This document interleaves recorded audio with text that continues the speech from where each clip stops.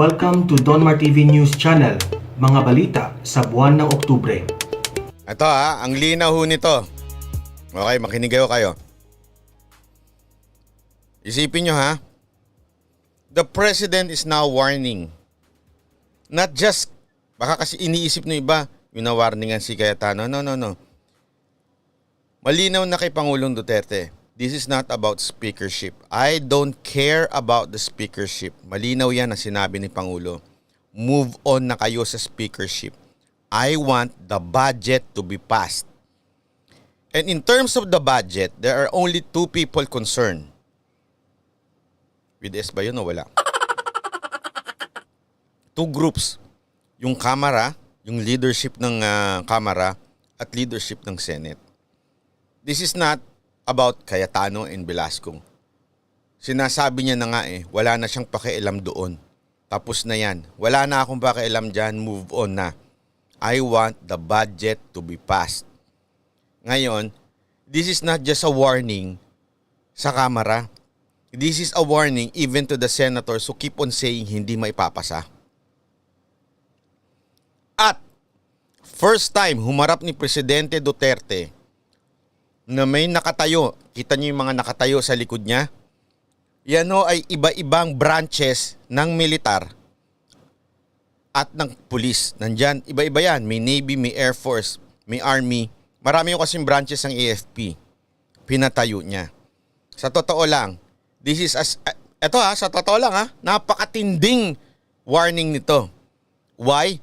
Ano ang pwedeng gawin ni Presidente kung hindi sumunod ang mga Senate at saka ang Kamara? Pwede niyang buwagin ang Kongreso at ang Senado at mag-declare ng revolutionary government. Hindi to mga nasa likod niya display. Mga general yan, hindi yan mga PSG. Mga general yan.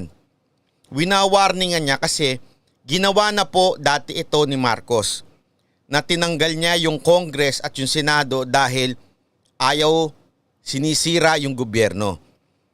Dahil dito sa pagdidelay, feeling ko correct me if I'm wrong, feeling ko nakikita niya na may ibang gumagalaw. May ibang kamay na gumagalaw sa likod ng Senado at sa likod ng mga kongresista. Kaya nga sabi niya if you cannot do it, I will do it. The only way to do it, I ask some lawyers. Honestly, sabi ko, so what? Anong ibig sabihin nun? Wala. O isa lang ibig sabihin niyan. He will declare the Congress and kasarado niya ang Kongreso at sasarado niya ang Senate. Wala. Ganon katindi. Kasi sundalo to mga nasa likod niya. May papalag, walang papalag. Basta hawak mo ang sundalo at mga pulis, walang makakapalag pag nag-declare si Pangulong Duterte. Kaya nga sabi ko sa inyo hindi ito, si speaker lang kasi iba, alam mo na naman, iba na naman, salsal na naman nila si speaker. Kaya nga itong hamon ko move on ka na, Velasco. Mag-move on ka na dyan sa speakership mo, talo ka na, wala na, talo, Hindi ka na mabanggit yun. Wala na yan. Move on ka na, tumabi ka na dyan, allow Speaker Cayetano to do his thing. Pag hindi nagawa ni Speaker Cayetano yung pangako niya na November 7 maipapasa niya sa Senado, palpak siya. Okay? Pag naipasa niya na ang bola sa Senado, ang Senado naman kailangan gumalaw ang mga kaalyado niya ni Pangulong Duterte. Tingnan natin kung gaano kagaling yung mga kaalyado ni Pangulong Duterte sa Senado. Yan ay warning sa both houses, lower and upper sa Senate. So, diyan natin makikita ang galing ng mga kaalyado ni Pangulong Duterte. Dahil pag hindi nila nagawa ng paraan, sasabihin nila, unconstitutional yung revolutionary government na.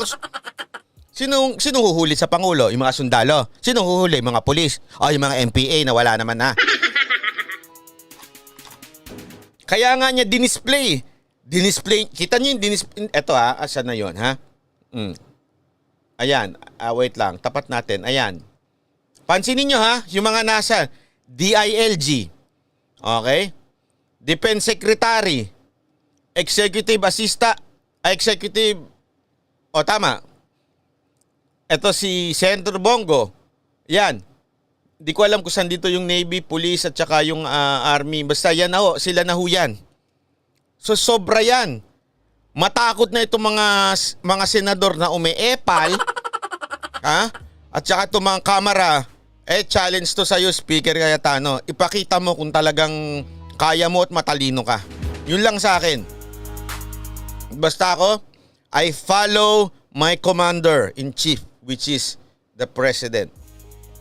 Pag hindi kayo sumunod, pasensya na lang kayo, buwag kayo. Yan ang sa tingin ko, Executive Secretary. O nga, si Executive Secretary. Kanina pala Assistant Secretary, sabi ko. Sorry. So, eto hindi to photo op. Sabi ko sa inyo, hindi ho ito photo op. I'm telling you now. Malupit to. Matakot na kayo. Kasi ang nangyayari, halatang halata. Hindi nyo nakikita? Talo na kasi sila talo na sila sa kamera. The only way para mapahiya si Cayetano, i-delay ng Senado. Pagagalawin ngayon, ng bata nitong mga oligarch na ito, yung bata niya sa Senado para ma-delay yung budget.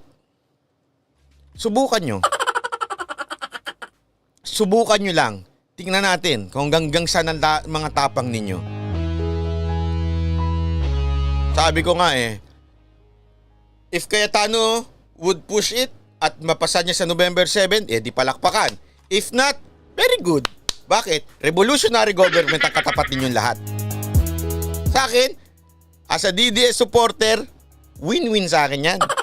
Win-win yan. Na magsara na kayong hinayupa kayo. Ganun lang sa akin, magsara na kayo.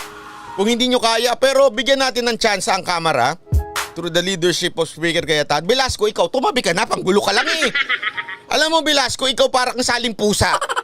Sa totoo lang, saling pusa ka, panggulo ka lang talaga. Kung hindi naman dahil sa'yo, ang kulit mo kasi. Kung hindi dahil sa'yo, tapos na sana usapan. Kung sana pumayag ka na lang kay Pangulong Duterte, December, tapos na. Di December, masyado kang ganid. Ewan ko ba, meron ba kayong hinahabol dyan? Common sense na lang Inupuan mo sa energy ka, nagpipilit. Bakit kasi energy nagpipilit? Paulit-ulit mong pinipilit. Galing ka na dyan mo pa rin gusto mag-head. Kaya suportado ko yan. Ito ang sabi nitong isa, si OG. Puppet Velasco na yan. Yan. Sa totoo lang naman hindi na, ang speaker, sa totoo lang, they're all puppets. Si Cayetano nga lang, puppet ni Duterte. Wala, hindi na natin madidinay yun. Lahat ng sabihin ni Duterte gagawin ni Cayetano. Ito si Velasco, hindi ko alam kung kaninong puppet to. Pero obvious naman Kaya hindi papayagan yan ni Pangulong Duterte. I'm telling you, he will not allow na masira ang budget dahil lang may isang oligarch na gustong isaksak si Velasco sa speakership. Kaya good luck sa yung oligarch ka. Huwag mong subukan. Kaya ito ulitin ko ayoko lang kasi magsalita pero ayoko magsalita, baka habulin ako Kaya wala akong ebidensya, alam mo naman. So ito lang masasabi ko. Yung oligarch na yan, may mga bata yang vloggers. Yun lang. May mga bata yang media. Matagal lang nasa politika yan, Brad. Matagal na yan. Hindi nyo napapansin? They're trying their best na mabago yung script. Kaya good luck sa inyo. Yun lang. Always remember this, mga banateros. Itong bansa natin, ever since noon, ito ay hawak ng mga oligarch. Nawala lang yung oligarch, alam nyo kung kailang panahon? Panahon ni Marcos. Nabuwag yan Kaya nga pilit na pinabagsak yan si Marcos di ba? Pati ng Amerika, pati ng mga kasi ganyan na nangyari. Anong nangyari? Kinuha niya lahat. Kinuha na lahat niya ng Meralco, kinuha niya lahat. Tingnan nyo. Anong nangyari? Nung nawala siya, binalik lahat. Yan ang totoo. Nung binalik niya lahat, hanggang ngayon, bumalik na, wala tayong magawa.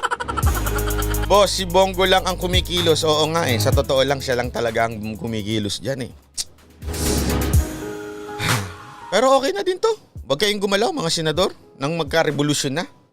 Basta ako, lalaban ako para sa ating Pangulo. Doon tayo kay Pangulong Duterte.